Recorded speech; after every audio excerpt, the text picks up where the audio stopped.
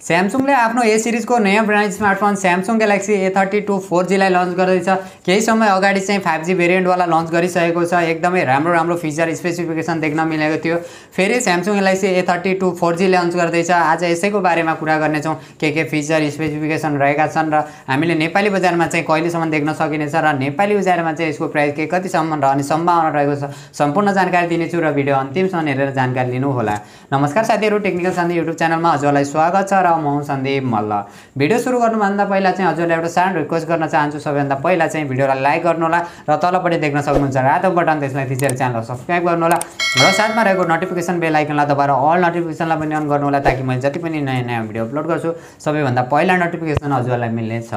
Samsung galaxy A32 4G को बारेमा कुरा गर्ने हो भने सबैभन्दा पहिला चाहिँ यसको डिजाइन र बिल्ड क्वालिटीबाट सुरु गरौँ। 6.4 इन्चको फुल HD plus super AMOLED display देख्न सकिन्छ, जसमा 90 हर्ट्ज को रिफ्रेश रेट र कोर्निङ गोरिल्ला ग्लास 5 को प्रोटेक्सन रहेको छ, जो एकदमै राम्रो कुरा हो। र जुन प्राइसमा चाहिँ लन्च हुने भनेको छ त्यो प्राइसमा चाहिँ 90 हर्ट्ज का रिफ्रेश रेटका साथ चाहिँ सुपर एमुलेट डिस्प्ले जो फुल HD प्लस रेजुलेसनका साथ चाहिँ डिस्प्ले पाउनु भनेको एकदमै राम्रो कुरा हो।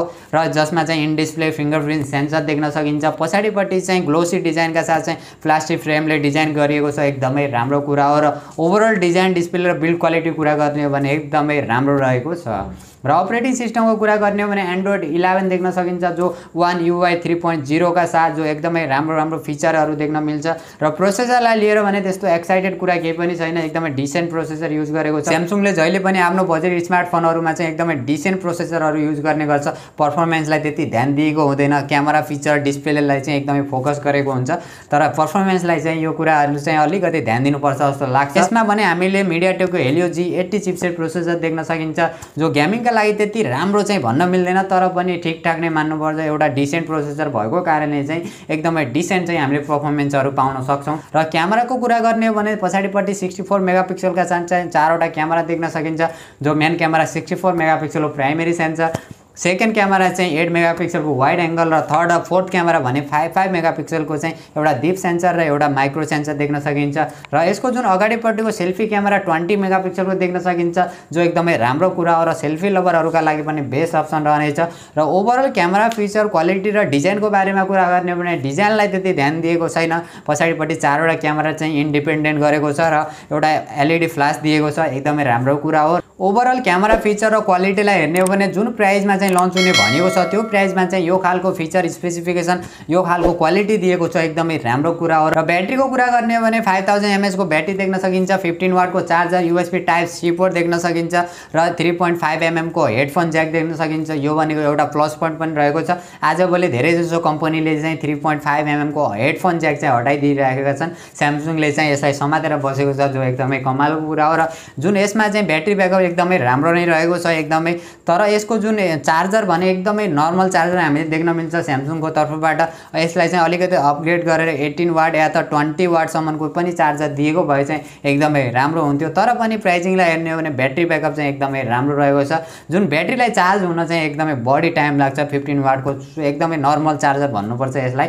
र भेरिएन्टको कुरा गर्ने हो भने चाहिँ हामीले दुईवटा भेरिएन्ट देख्न मिल्नेछ, जो 4GB प्लस 64GB र 4GB प्लस 128GB स्टोरेजका साथ चाहिँ हामीले देख्न मिल्नेछ। जसको प्राइसको बारेमा कुरा गर्ने हो भने 4GB प्लस 64GB को भने 30 देखि 35,000 को बीचमा हामीले देख्न मिल्नेछ भने, जो 4GB प्लस 128GB को भने 35 देखि 40,000 को बीचमा चाहिँ हाम्रो नेपाली बजारमा देख्न मिल्नेछ।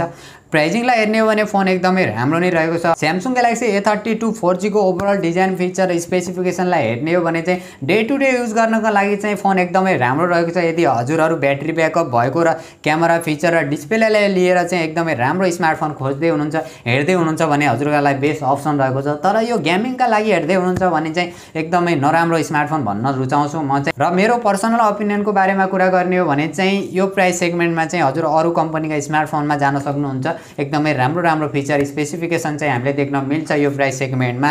तर यसमा चाहिँ स्यामसङका फोनहरू चाहिँ एकदमै राम्रो चाहिँ डिस्प्लेमा हुन्छ र ब्याट्री ब्याकअप एकदमै कमालको हामीले देख्न मिल्छ, क्यामेराहरू देख्न मिल्छ, जो अघि पनि मैले दुईचोटि भनिसकेको छु।